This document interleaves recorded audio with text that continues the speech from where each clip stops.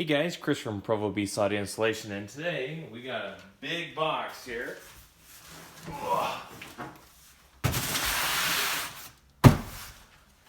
Got a new subwoofer box unboxing. Let's go ahead and get started.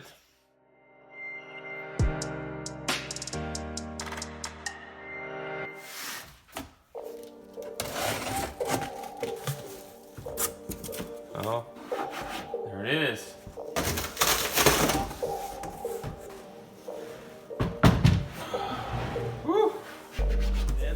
The QBOMB 15-inch ported subwoofer box. Now this box is pretty cool, just because it is the way it's designed. It can accommodate a large woofer. At the same time, as you can notice, it's Rhino lined, so it's a little bit more durable. Some may argue that it also stiffens up the box a little bit, having that Rhino lining. Pretty cool here on the top as we go up a little bit higher. Has the QBOMB routed in. Cool finish.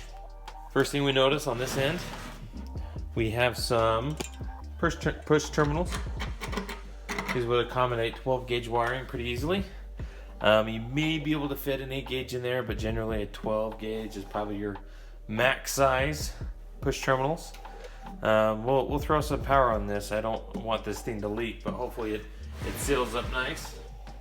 So, to kind of give you a size here in the front, we're 32 inches. Height-wise, we're 17. And then depth-wise, we're also 17. Now here inside the box, we have, it's 3/4 inch baffle here. Some boxes you can get them as 1 inch. This one's not that. This is only 3/4 inch. Mounting depth-wise to this, to the back port here, we are about 11 1/4. If you go all the way back to the back of the box, we are 15 1/2. Now cutout diameter, we're looking at 13 and looks like about 13 7/8. This should accommodate most 15-inch subwoofers.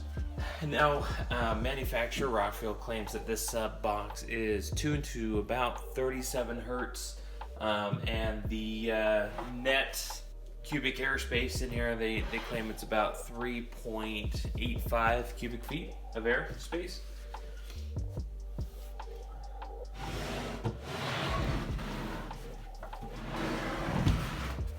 Flipping this around for the port here, port depth, we are 14 inches of port depth. Port width, we're about just about 4 inches there. Port height, we're about a hair over 15 1/2 inches. Now here inside the box, there's the other end of our cup terminal. Now I don't recommend, unless you solder onto these leads, I recommend you actually get a ring terminal and bolt it on here, just to have a little bit better of a connection. I'll throw more specs down in the description, just in case you have more questions on more of the specifics here. Let's go ahead and get a sub mounted in it. We're going to do an NVX 15-inch sub to fill that wonderful spot and give this thing a nice little bump test. This video is sponsored by NVX Audio, your location for high-quality car audio components. Use coupon code PBAI to get 10% off your purchase. Okay, I actually went ahead and removed the terminal cup so we can go ahead and mount up our speaker wire to our inside of our terminal cup. This end will hook up to our subwoofer, and I'll route this and mount this back in the box. Now the cool thing is with this terminal cup, there is actually a rubber gasket that goes around the terminal cup to help seal around the box itself, just so you don't have any leaks.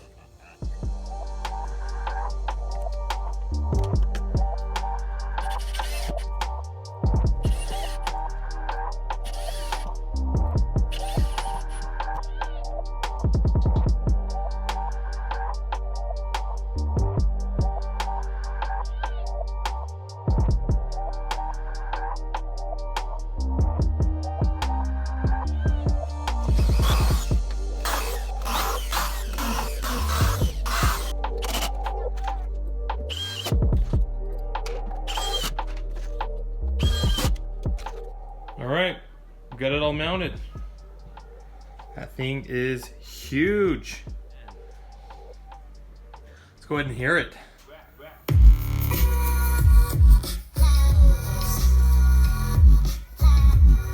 Stuff is barely moving.